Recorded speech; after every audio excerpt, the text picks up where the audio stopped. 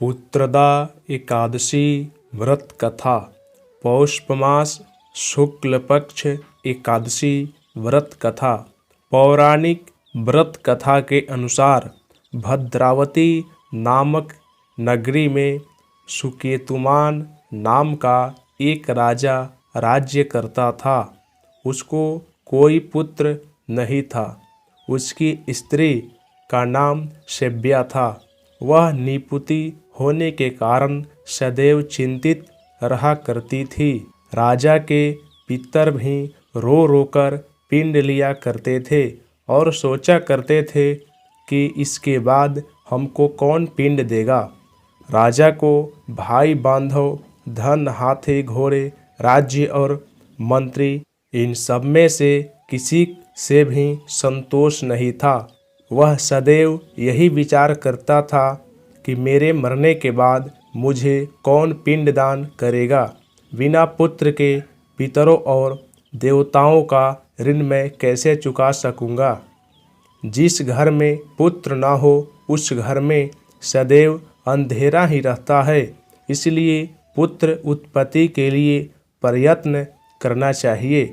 जिस मनुष्य ने पुत्र का मुख देखा है वह धन्य है।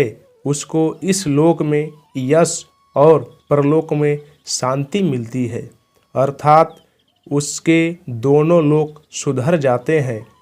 पूर्व जन्म के कर्म से ही इस जन्म में पुत्र, धन आदि प्राप्त होते हैं।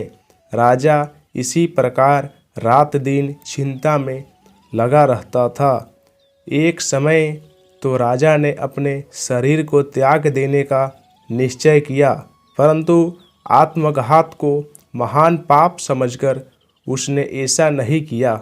एक दिन राजा ऐसा ही विचार करता हुआ अपने घोड़े पर चढ़कर वन को चल दिया तथा पक्षियों और वृक्षों को देखने लगा। उसने देखा कि वन में मृग, व्याघ्र, सूअर, सिंह, बंदर, सर्प आदि सब भ्रमण कर रहे हैं। हाथी अपने बच्चों और हथनियों के साथ घूम रहा है। इस वन में कहीं तो गिद्दर अपने कर्कश स्वर से बोल रहे हैं, कहीं उल्लू ध्वनि कर रहे हैं। वन के दृश्य को देखकर राजा सोच विचार में लग गया।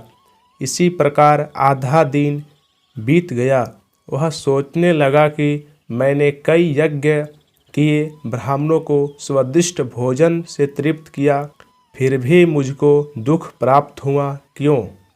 राजा प्यास के मारे अत्यंत दुखी हो गया और पानी की तलाश में इधर उधर फिरने लगा। थोड़ी दूर पर राजा ने एक सरोवर देखा। उस सरोवर में कमल खिले थे तथा सारस, हंस, मगरमच्छ आदि विहार कर रहे थे। उस सरोवर के चारों तरफ मुनियों के आश्रम बने हुए थे।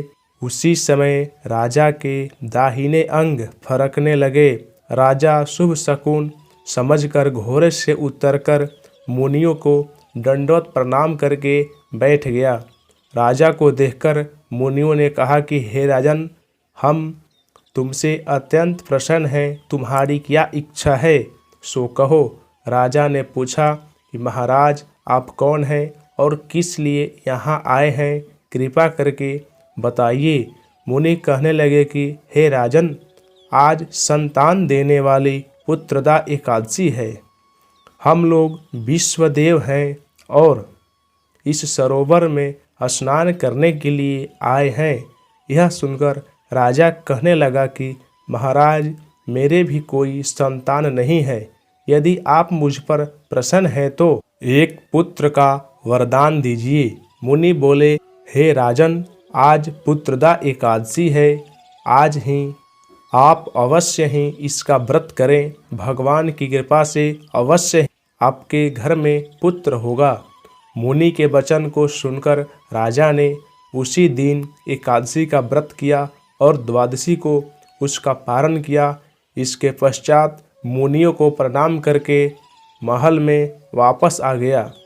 कुछ समय बीतने के बाद रानी ने गर्भ धारण किया और 9 महीने के पश्चात उसके एक पुत्र हुआ। वह राजकुमार अत्यंत शूरवीर, यशस्वी और प्रजापालक हुआ। इस एकादशी के संबंध में भगवान श्री कृष्ण कहते हैं कि हर मनुष्य को पुत्र की प्राप्ति के लिए पुत्रदा एकादशी का व्रत अवश्य ही करना चाहिए। जो मनुष्य इस एकादशी के महात्म्य को पढ़ता या सुनाता है उसे अंत में स्वर्ग की प्राप्ति होती है तथा घर सुख संपदा पुत्र आदि से भरपूर होकर मनुष्य सुखमय जीवन व्यतीत करता है। एक बार बोलिए प्रेम से विष्णु भगवान की जय, वृंदावन बिहारी लाल की जय। आपको यह वीडियो पसंद आया तो लाइक अवश्य करें, दोस्तों के साथ शेयर करें और ऐसा ही वीडियो देखने के लिए इस चैनल को सब्सक्राइब करें। जय श्री कृष्णा, जय श्री राधे।